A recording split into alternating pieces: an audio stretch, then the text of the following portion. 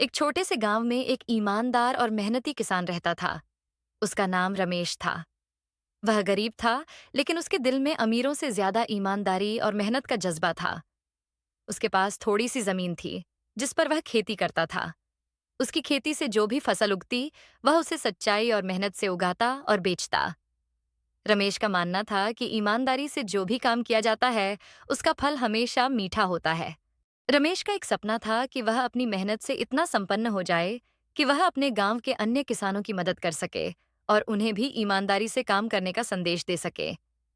वह हमेशा इस बात का ध्यान रखता था कि उसके काम में कोई भी धोखाधड़ी न हो और न ही वह कभी किसी से झूठ बोले। रमेश की जमीन बहुत बड़ी नहीं थी, लेकिन उसने अपनी जमीन का सही इस्तेमाल किया। वह हर साल फसलें उगाने से पहले जमीन की मिट्टी की जांच करता और उसे उत्तम बनाने के लिए जैविक खाद का इस्तेमाल करता। उसका मानना था कि प्राकृतिक संसाधनों का सम्मान करना चाहिए और किसी भी प्रकार की रासायनिक खाद का उपयोग नहीं करना चाहिए, ताकि भूमि की उर्वरता बनी रहे और पर्यावरण भी सुरक्षित रहे। रमेश की ईमानदारी का उदाहरण एक घटना से मिलता है। एक बार गांव के पास एक व्यापारी आया, जिसने रमेश से उसकी सारी फसल खरीदी। व्यापारी ने रमेश को बहुत अच्छे दामों पर फसल बेचने का वादा किया और रमेश ने विश्वास करते हुए अपनी सारी फसल बेच दी। कुछ दिन बाद व्यापारी ने रमेश को कुछ कम पैसे दिए और कहा कि बाकी का पैसा वह अगले सप्ताह देगा। रमेश ने बिना किसी सवाल के व्यापारी की बात मानी, क्योंकि वह जानता था कि सच्चे इंसान को किसी से भी सवाल नहीं करना चाहिए। हालांकि व्यापारी अगले सप्ताह भी पैसे देने नहीं आया। 2 महीने बीत गए, लेकिन व्यापारी ने अपना वादा पूरा नहीं किया। रमेश ने बिना गुस्से के व्यापारी से मिलकर कहा, मैं जानता हूं कि आप बहुत बड़े व्यापारी हैं, लेकिन मेरी मेहनत का फल भी मुझे चाहिए। व्यापारी ने हंसते हुए कहा, तुम छोटे आदमी हो, तुम्हें क्या समझ में आएगा। रमेश ने ठान लिया कि वह अपने पैसे वापस जरूर लेगा। उसने कानून का सहारा लिया और मामले को पुलिस के पास ले गया।